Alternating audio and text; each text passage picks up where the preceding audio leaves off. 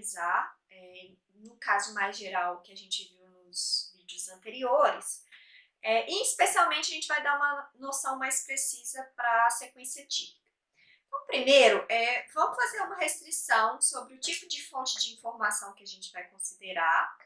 Então, a gente vai considerar como uma fonte de informação uma sequência de variáveis aleatórias independentes identicamente distribuídas. Então, o que eu considero como uma fonte de informação é uma sequência de caracteres em que cada caractere é escolhido usando uma mesma distribuição de probabilidade e de maneira independente dos caracteres que vieram antes. Essa é uma restrição muito forte que não é válida para a maioria esmagadora das fontes de informação que a gente considera no nosso dia a dia. Por exemplo, o texto escrito, a distribuição da letra que vem em sequência depende das letras que vieram antes. Por exemplo, se eu escrevi uma consoante, a probabilidade de vir uma vogal em seguida é muito maior do que de vir uma outra consoante. Tá? Então, mas apesar dessa restrição não ser válida para muitas fontes de informação, os resultados que a gente vai ver são uma boa aproximação em muitos casos. Tá? Então, só para a gente ver aqui dois exemplos, um que satisfaz e outro que não. Nos exemplos que a gente considerou no vídeo anterior, o primeiro deles a gente tinha uma fonte de informação que produzia essas duas sequências aqui, cada uma delas com probabilidade meio. Então, essa é uma fonte de informação que não satisfaz a restrição que a gente está impondo agora, porque aqui a gente vê que existe uma correlação muito forte dos bits que vem em seguida com o primeiro. Se o primeiro é 0, todos os seguintes são 0. Se o primeiro é 1, todos os seguintes também são iguais a 1.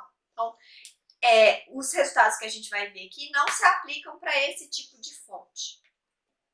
Já o segundo exemplo, em que eu tinha cada bit da sequência escolhido independente dos demais, com essa mesma distribuição de probabilidade, satisfaz a restrição e para essa fonte de informação que segue essa regra, os resultados que a gente vai ver agora são válidos. Bom, então, para esse tipo de fonte de informação, a gente vai considerar definir as sequências típicas.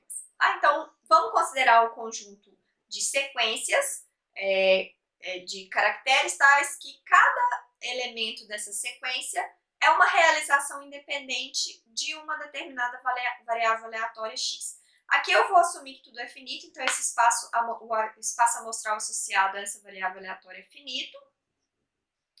E eu vou dizer que, dado um epsilon maior que zero qualquer, eu vou dizer que uma sequência dessa é epsilon típica se a probabilidade da sequência x satisfaz essa relação aqui, em que essa coisa aqui é a entropia da variável aleatória x, que determina cada caractere da sequência que forma a sequência x. Tá? Então, o que essa coisa aqui está dizendo é que essa probabilidade p de x essencialmente, aqui a ideia é tomar o epsilon bem pequeno, essa probabilidade é essencialmente 2 elevado a menos hx. E esse aqui é um número que já apareceu nos exemplos anteriores, como a gente tinha visto. Então, não é à toa que a gente está chamando esse tipo de sequência de típica, tá? Em algum sentido. E já já a gente vai ver um resultado que reforça essa nomenclatura aqui, tá? Então, observem que dizer que uma sequência é típica não significa dizer que ela é a sequência mais provável, tá? Então, aqui o que interessa para mim é um conjunto de sequências típicas e não uma sequência em especial. Tá? Isso aqui é bem sutil, aí com o tempo a gente vai entendendo melhor esses conceitos. Bom, então eu vou chamar o conjunto de todas as sequências epsilon típicas de Tn epsilon. Tá? Então, eu quero analisar propriedades desse conjunto aqui. Bom, então, o resultado essencial para o que a gente vai ver é o que a gente chama de teorema das sequências típicas. Ele é uma consequência da lei dos grandes números, da probabilidade. Eu não vou provar esse resultado aqui, mas eu vou enunciar porque ele é crucial para o que vem a seguir. Então, eu vou assumir o teorema das sequências típicas para provar resultados relativos à codificação tanto de informação clássica quanto de informação quântica. Bom, então, o que o teorema das sequências típicas diz? Então, de novo, considerando o conjunto das sequências em que cada caractere dessa sequência é uma realização independente de uma variável aleatória x, né, essa é uma fonte I e D independente e identicamente distribuídas, esse teorema tem três partes. Então, na primeira parte, a gente fixa epsilon e delta, que em geral a gente imagina que são números bem pequenininhos. Então, fixados epsilon e delta, se eu tomar n grande o suficiente, vale que a probabilidade de eu sortear uma sequência dentro do conjunto de sequências típicas é maior do que 1 menos delta. Então, se eu imaginar aqui que delta é bem pequeno, o que esse resultado aqui está dizendo é que se eu sortear aleatoriamente uma sequência seguindo essa regra de que os caracteres são escolhidos independentes e seguindo a distribuição da variável aleatória x, a probabilidade de eu pegar uma sequência que está dentro do conjunto de sequências epsilon típicas é muito próximo de 1 se o n for muito grande. Então, à medida que o n cresce, a probabilidade do conjunto de sequências epsilon típicas se aproxima de 1. Tá? De novo, fixados epsilon e delta, para n suficientemente grande, vale que o número de sequências dentro do conjunto de sequências epsilon típicas satisfaz essas duas desigualdades aqui. Então, essencialmente, o que esse resultado quer dizer para a gente é que temos cerca de 2 elevado a n hx sequências típicas. E esse resultado vai ser importante para a gente daqui a pouco. Tá? Então, as sequências típicas acontecem com probabilidade próxima de 2 elevado a menos nhx, e como essas probabilidades têm que somar para 1, eu tenho essencialmente 2 elevado a n hx sequências dentro do conjunto de sequências típicas. Ok, na terceira parte desse resultado, a gente tem a seguinte afirmação. Se eu tenho S um conjunto de sequências com no máximo 2 elevado a n r elementos, então aqui é sequências, falta um S, e o R é menor do que a entropia da variável aleatória x, então, se o n for suficientemente grande, a probabilidade de sortear uma sequência dentro desse conjunto S é menor ou igual a delta. Se a gente lembrar que esse delta é escolhido para ser um número bem pequeno, isso significa que se eu tenho um conjunto desse tamanho aqui, em que R é menor do que a entropia, esse conjunto tem essencialmente probabilidade zero. A partir do teorema das sequências típicas, a gente pode provar um teorema essencial na teoria da comunicação clássica, que diz para a gente qual é a taxa com que a gente pode comprimir a informação sendo produzida por uma fonte, e esse é o teorema de Shannon para codificação não ruidosa. Então, lembrando, a gente sempre está considerando uma fonte de informação que produz sequências, de maneira que cada caractere é escolhido de maneira independente dos demais, seguindo a distribuição de uma determinada variável aleatória x, que em princípio pode ter um espaço amostral com d elementos, mas por simplicidade a gente pode considerar que é uma sequência de bits, para simplificar.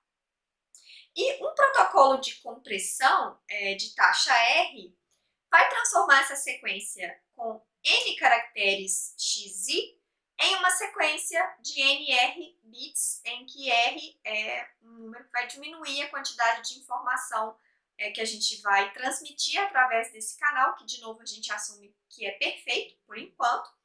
E o que a gente quer provar é qual é o maior valor desse R aqui. Tá?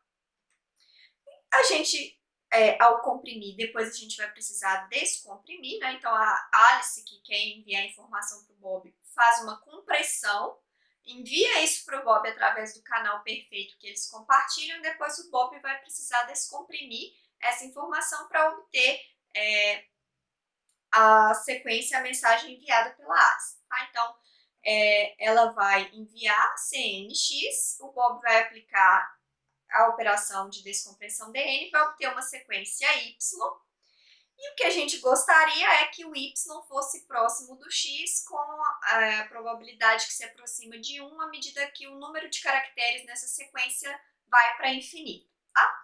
Então, se isso acontecer, a gente diz que essa família de protocolos de compressão e descompressão é confiável, ou fiel. Ok. E o que o teorema de Shannon para codificação não ruidosa afirma é que, considerando uma fonte que satisfaz essa restrição, que de novo é uma restrição forte, existe uma família de protocolos de compressão e descompressão confiável, né, que atinge a probabilidade de sucesso igual a 1 no limite quando o número de caracteres vai para infinito, com taxa R de transmissão para essa fonte, se e somente se o R é menor do que a entropia da variável aleatória x. Esse resultado ele é uma aplicação direta do teorema das sequências típicas. Então, o essencial aqui é provar o teorema das sequências típicas, que eu não vou fazer, mas vamos mostrar como que o teorema das sequências típicas, lembrando que ele decorre da lei dos grandes números, implica esse resultado. Bom, vamos supor primeiro que o R é maior do que a entropia de X e vamos provar que existe um protocolo, uma família de protocolos de compressão e descompressão que é confiável, que atinge a restrição, que satisfaz a restrição de ter probabilidade de sucesso tendendo a 1. Tá? Bom, então, seja epsilon maior que zero, tal que o R é maior do que hx mais epsilon. Então, como eu sei que o R é maior do que o hx, eu sei que existe esse epsilon aqui. E vamos considerar o conjunto de sequências epsilon típicas para essa fonte. Tá? Então, a gente sabe, pelo teorema das sequências típicas, que para qualquer delta maior que zero, eu posso tomar n o suficientemente grande, de maneira que existem no máximo esse número aqui, 2 elevado a nhx mais epsilon, que é menor do que 2 elevado a nr, dessas sequências que são epsilon típicas. Tá? Então, esse número aqui, né, se eu quiser enumerar todas essas sequências, que são no máximo 2 elevado a nr, eu preciso de, no máximo, nr bits. Tá? Então, é essencial aqui a gente observar que essa observação que decorre do teorema das sequências típicas implica que eu preciso de, no máximo, 2 elevado a nr bits para enumerar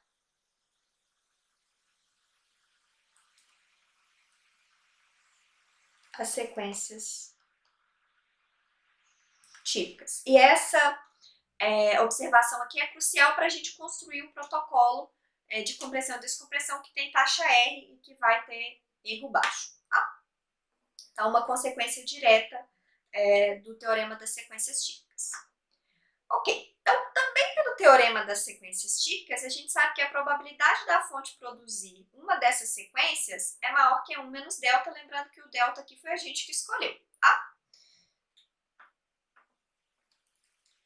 Então eu posso tomar o delta tão pequeno quanto eu queira, o preço que eu vou pagar por isso é tomar o n grande, mas o que a gente está interessado aqui é o limite assintótico quando o n vai para infinito. Tá?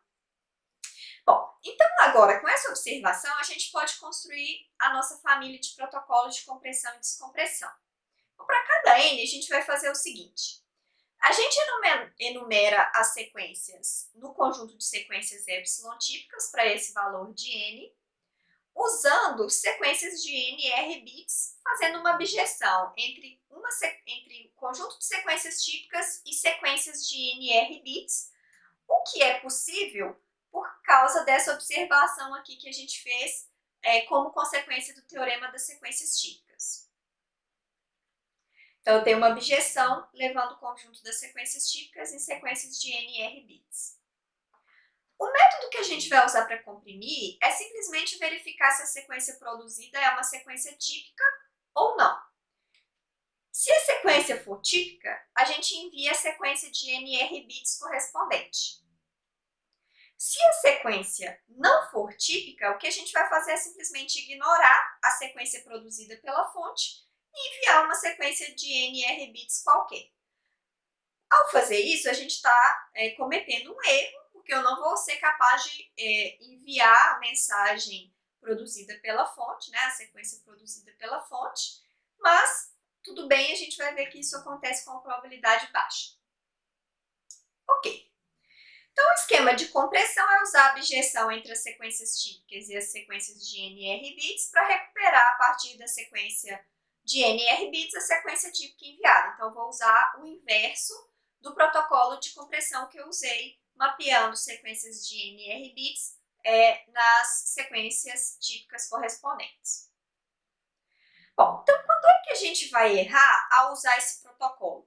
A gente vai cometer um erro toda vez que a fonte produzir uma sequência que não é epsilon típica, tá? Só que, pela observação que a gente já fez, que é uma consequência do teorema das sequências típicas, isso vai acontecer com probabilidade menor do que delta, para n suficientemente grande, em que o delta é um número que eu escolhi, eu posso tomar tão próximo de zero quanto eu queira, lembrando que o preço que eu tenho que pagar para isso é tomar o n grande, tá? Então, a gente vê que aqui, usando esse protocolo de compressão e descompressão, eu consigo transmitir, ao invés da sequência de caracteres produzidas pela fonte, NR bits, em que a taxa de erro vai para zero à medida que n vai para infinito, que é o que a gente queria. Lembrando aqui que eu tomei o R maior do que hx, para que a gente possa aplicar as duas primeiras partes do teorema das sequências típicas, que é o que a gente usou para provar esse resultado. Então, o teorema das sequências típicas garante que se a gente pegar as sequências típicas, usar sequências de NR bits para enumerá-las e simplesmente ignorar sequências que não são típicas, fornece um protocolo de compressão e descompressão que funciona com probabilidade muito baixa se o n é suficientemente grande. Ok, então agora vamos provar o inverso. Então, aqui faltou um R, né? Vamos supor que o R é menor do que a entropia. Então, a afirmação do teorema de Shannon é que não existe um protocolo de compressão e descompressão confiável nesse caso. E esse resultado é uma consequência da terceira parte do teorema de sequências típicas, tá? Nesse caso, né, a ideia por trás da demonstração é que, nesse caso, o esquema de compressão e descompressão tem no máximo 2 elevado a nr respostas, já que são enviadas no máximo nr sequências de bits, porque essa é a taxa com a qual eu estou transmitindo informação através desse canal. Isso implica que no máximo 2 elevado a nr sequências originais podem ser comprimidas e descomprimidas sem erro, tá? Mas acontece que quando R é menor do que a entropia, como uma consequência do teorema das sequências típicas da terceira parte, para o n grande, para valores de n grande, um conjunto com essa quantidade de sequências, lembrando que o R é menor do que a entropia, tem probabilidade próxima de zero. Então, o conjunto para o qual a gente pode fazer a compressão e a descompressão sem erro é um conjunto que tem probabilidade que vai para zero à medida que n cresce. E por isso eu não consigo construir um protocolo de compressão e descompressão que seja confiável se a taxa R é menor do que a entropia H.